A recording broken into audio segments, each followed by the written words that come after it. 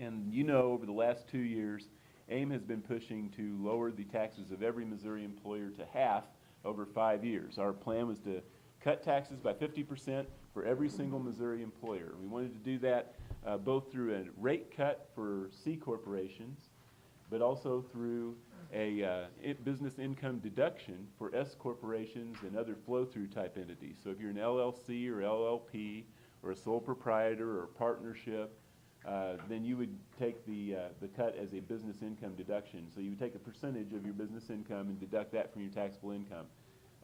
It would be 10% the first year, 20% the second year, 30% the third year, and so forth until you hit 50%. That was our original plan. In the corporate side, we would have cut that also. 10% of the rate would have been cut the first year and so forth until you got to 5 years. That was our original plan. As we went through the session, that plan got modified a little bit because there were people who wanted to do a general income tax cut for individuals as well. And so we started seeing a reduction in rate for individuals and a reduction in rate for corporations that was stretched over a longer period of time. Even with that change, one Senate Democrat inserted a sales tax increase into the bill to help offset some of the costs of the bill. And so that was inserted by a Senate Democrat from Independence, Missouri, Senator Lavoda, and he put that in Senate Bill 26. So the bill has already gone through the majority of the process, and he has put that sales tax increase in the bill. And then you probably heard, this is about halfway through the session, the governor came out and said he would not support any bill that increased sales taxes, and that was kind of the death knell for that bill. So they started with this other bill. This other bill was our original bill, as we said, would have cut taxes in half over 5 years, House Bill 253. That ended up being the one that was finally passed by the legislature and sent to the governor. The plan changed a little bit. The 50% business income deduction is still intact, but they stretched the corporate income tax cut over a longer period of time and reduced it a little bit. So it would be a 3% cut over a period of, at minimum, 10 years. There was also a 0.5% rate cut in there for individuals that also would have happened over 10 years. Both of those had conditions on them, though.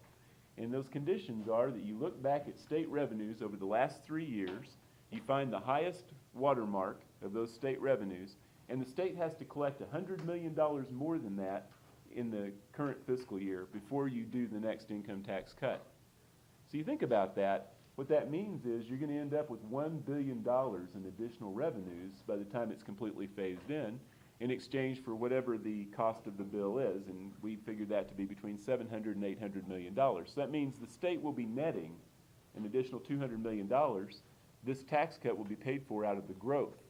Now that's something that's being lost in the governor's speeches that you've heard, as he did veto this bill last week. And he's now doing what he's not calling a campaign, but he's doing an education effort around the state on this, especially with people in higher education. It seems like he gets a pretty friendly ear with some folks by saying, hey, this is the amount that we fund higher education with and other services, so if that's not in the budget anymore, then that would be equivalent to wiping out your entire budget.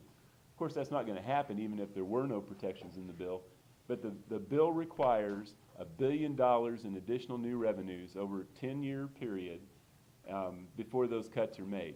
This 10 years could probably stretch because of those conditions. It's going to be 20 or 30 years before we actually see the full reduction, because you're going to have that few times that you're actually going to be able to hit that bar. And it's going to be a very slow progression over a period of time.